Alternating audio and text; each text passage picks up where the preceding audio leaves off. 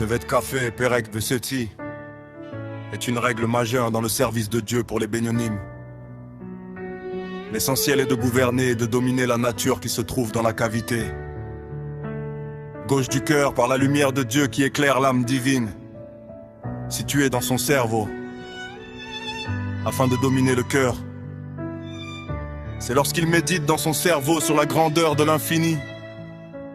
Béni soit-il, pour faire naître de son intelligence un esprit de connaissance et une crainte de Dieu dans son cerveau, afin d'être quelqu'un qui s'écarte du mal, qu'il s'agisse d'un interdit de la Torah ou des sages, même une interdiction légère de leurs paroles à Dieu ne plaise, et aussi pour faire naître l'amour de Dieu dans son cœur, dans la cavité droite avec un désir et une envie de s'attacher à lui en pratiquant les commandements de la Torah et des sages, et l'étude de la Torah qui est égale à tout le reste.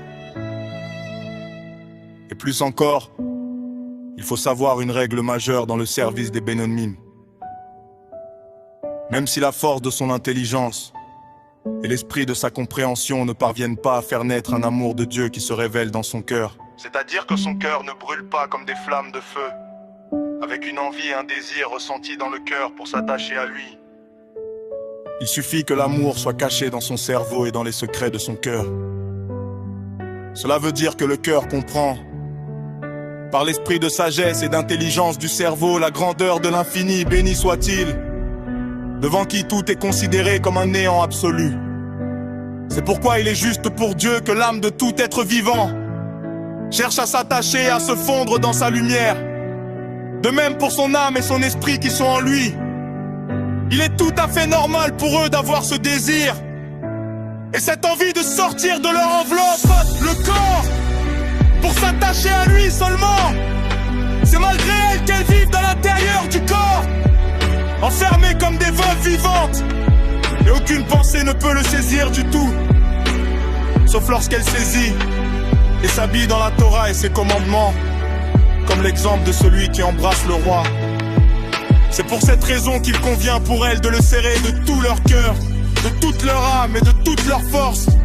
Cela signifie pratiquer les 605 commandements par l'action, la parole et la pensée, qui est la connaissance de la Torah.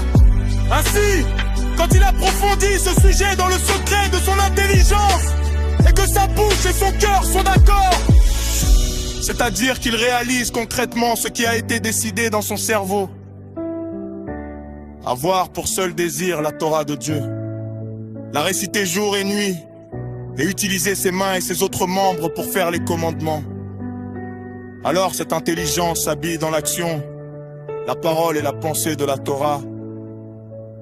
Elle devient pour elle comme un cerveau, une vie et des ailes pour s'envoler vers le haut, comme s'il avait pratiqué avec un amour et une crainte vraiment visibles dans son cœur. Car c'est cette intelligence dans son cerveau qui le pousse à agir.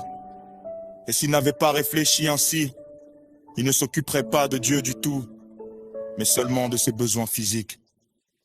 Et même s'il est studieux par nature, il aime tout de même son corps davantage par nature.